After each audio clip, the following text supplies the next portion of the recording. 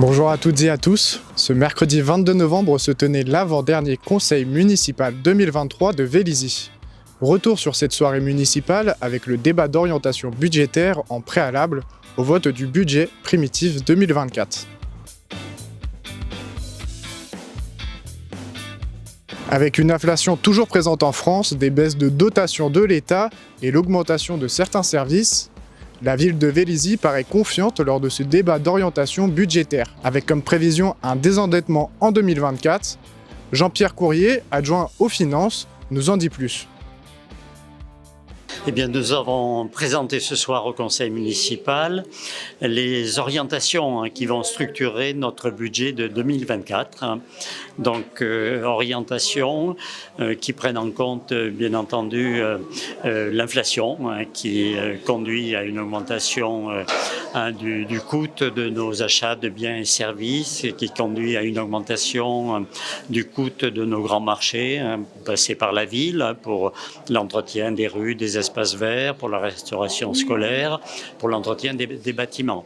Donc, augmentation des dépenses dues à l'inflation, mais nous avons par ailleurs aussi une augmentation de nos dépenses d'investissement parce que nous allons assister dans le budget 2024 pour la première fois à la mobilisation de crédits, notamment pour le lancement de l'opération de restructuration du bail.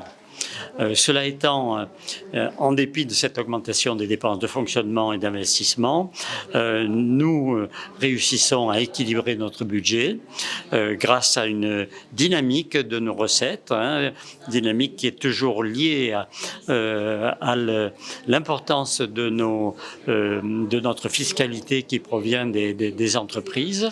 Et par ailleurs, même s'il y a des facteurs de hausse du coût de nos dépenses, nous avons aussi une politique de maîtrise de ces dépenses.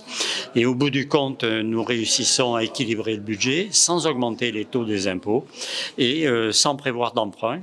Et nous pouvons d'ores et déjà même annoncer que en 2024, nous continuerons à nous désendetter et pour arriver à un solde d'emprunt qui est très faible. Je peux dire que ce budget équilibré nous rend optimistes pour deux raisons, puisque malgré les poussées inflationnistes, nous réussissons quand même à consacrer beaucoup de crédits à l'investissement. Et puis, ce budget nous rend optimistes, puisque dès lors que nous n'allons pas recourir à des emprunts, nous créons pour l'avenir des marges financières. Et s'il le faut, à l'avenir, nous pourrons emprunter parce qu'aujourd'hui, nous sommes très très peu endettés, contrairement à l'État. Dans ce débat d'orientation budgétaire, l'élu de l'opposition François Daviaux a fait part de son désaccord et de ses suggestions. 4 sujets principalement. Le premier, c'était sur la gestion des impacts de l'inflation sur les dépenses de fonctionnement de la commune. Nous pensons en particulier sur le fait qu'il nous a été présenté pour la 3e année consécutive un maintien à un niveau élevé de certaines dépenses, notamment les subventions aux associations. Or, en contexte inflationniste, un maintien à un niveau élevé, ça veut dire une réduction de la capacité à dépenser de ces associations. Et c'est ce qui se cumule d'année en année. Le deuxième point, c'est le fait que les augmentations de population ne sont jamais prises en compte comme dans le contexte communal. Et donc on n'a pas, depuis je dirais une dizaine d'années où la population de Vélizy réaugmente de 20 000 à 22 voire 23 000 habitants, on n'a pas eu de réel débat sur le volume de prestations financées par la ville. Et l'augmentation des dépenses de fonctionnement qui serait relative à cette augmentation de population.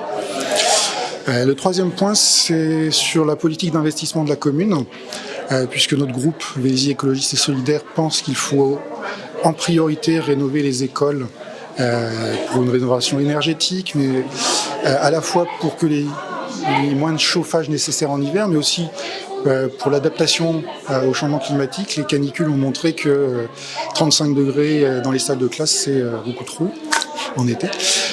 Et profiter de cette rénovation des écoles pour en faire la prise en compte des conséquences de la crise du Covid, à savoir on a bien vu qu'on ne pouvait pas, en période d'épidémie, laisser des salles trop chargées, sans aération. Et donc un bon plan de rénovation des écoles devrait tenir compte à la fois des sujets énergétiques, mais aussi de l'aération des salles. Ça, c'est vraiment notre priorité sur les investissements dans les années à venir. Et enfin, pour évidemment pouvoir financer tout ça, il faut aussi faire des économies. Et je pense, notre groupe estime que sur les projets du Mail et sur d'autres projets qui amènent à la déconstruction et reconstruction de bâtiments, on pourrait faire des économies en donnant la priorité au renouvellement urbain, à la rénovation et faire des choix différents en termes d'architecture. Le prochain et dernier conseil municipal de 2023 aura lieu le 13 décembre à 20h30, hôtel de ville dans la salle du conseil. Le sujet principal sera le budget 2024. À bientôt.